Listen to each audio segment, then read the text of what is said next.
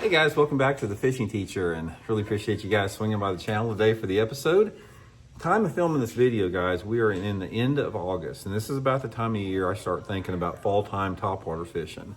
And I did a video earlier today on my Intuitive Angling channel talking about all the different type of fall topwaters that work and how almost every single week or so from now between like first part of December, the types of topwaters that the bass prefer change. And today specifically, I want to talk about fall time buzzbait fishing. This is a really good technique to catch bass in the fall time of the year. There's a couple sort of tricks that I like to use on them. I've had some really good success on it. But there's two different primary things that I want to talk about in the buzzbait fishing for the fall that we're going to cover today. Also, guys, I got two timely housekeeping tips I want to take care of before we get started. You may have heard me talking about it, that SolarBat has got their big Founders Day sale going on my Signature Series RB2 and 3 glasses. Between now and the end of August, which is next week, you can get them at 30% off. And if you buy a pair of my glasses, you also get a second pair of sunglasses worth $100 free. If you use my promo code RandyB, free shipping and handling. I'll put the SolarBat link in the description here, you guys. Optical clarity on these suckers, second to none. And quick reminder, we've only got another week left in the sale that Cast King has on this ALTI bait cast reel I've been talking about. This is the reel that I use most of the time in all my tournament fishing and serious fishing. It's got the Halo Vortex braking system on it that basically eliminates backlashes. It's got an all titanium spool, built for stout, smooth, 11 ball bearings. And guys, right now you can get it at 10% off through Cast King, plus an additional 10% by using my promo code Randy10. So I'll have the Cast King link in this video description if you guys would like to get this reel. For under $200 with those discounts, guys, you will never ever find another reel of this quality for that kind of price. So appreciate that. Okay, buzzbait fishing, guys. Buzzers have been around forever. It really amazes me that they are still as productive today as they've been for a long time, because this thing telegraphs itself. It doesn't look anything like anything the fish eat. It doesn't sound anything like the fish eat. It makes a noise that the bass can pick up on very easily, but there's something about whatever it is, there's something about the attractant quality that stimulates some type of response in a bass to strike the thing that we really can't understand. It could be instinct, it could be curiosity, I don't know what it is, but they still bite a buzzbait. But like any other lure that's been around a long time, as time goes by, the lures become more situational. So 40 years ago, 50 years ago, your window for buzzbait fishing may be 6 months out of the year. Now it may be a couple months. Once you get a specific set of conditions that I want to talk about. Now, primarily, I want to talk about how I catch big ones on a buzzbait in the fall. There's two different ways that I like to fish a buzzer. I like to fish a big buzzer, like a big half-ounce buzzer. This is that Mega Bass Jamaican Boa, or they've got, that Lunker lure makes a good one. I'll put my buzzbait link and my Tackle Warehouse link in this video description if you guys like to get a couple of the ones I'm talking about. I either use a real small buzzer, like a 1/4 ounce small profile buzzer, or a big buzzer. Early in the fall time of the year, I like those little bitty 1/4 ounce buzzers, fishing real shallow, specifically early and late in the day when that water temperature is still in the 70s, something like that.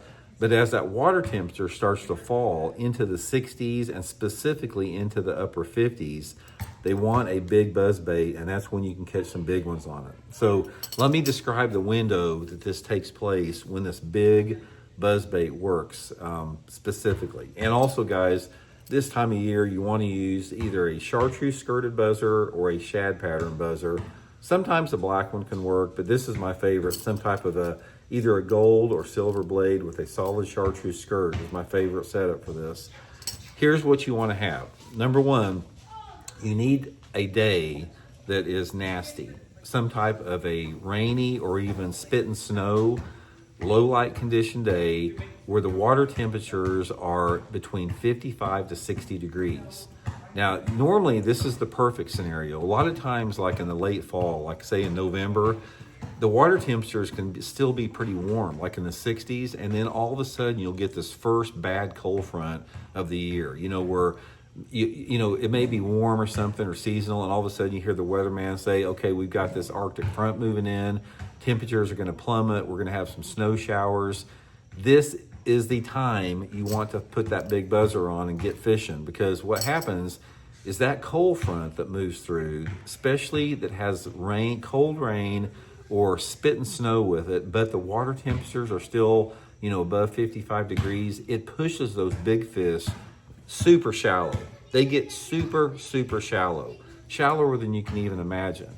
So this is the situation you want. Water temperature 55 to 60 degrees, a nasty type of a condition, rain, clouds, overcast, all that type of stuff. You want water visibility between like 1.5 to 3 feet, and you need some type of rocky bank cover. Now, what happens is in a situation like that, a lot of those bigger threadfin and gizzard shad will get right up on the rocks. I'm talking they'll get that far off the rocks, and this big buzzbait is what the perfect bait is for that. So what you want to do is to find just some rocky banks. Normally I like them either in a creek arm or a cove arm, not really on the main lake. Get you the big buzzer on there, and you want to put it on a flipping stick.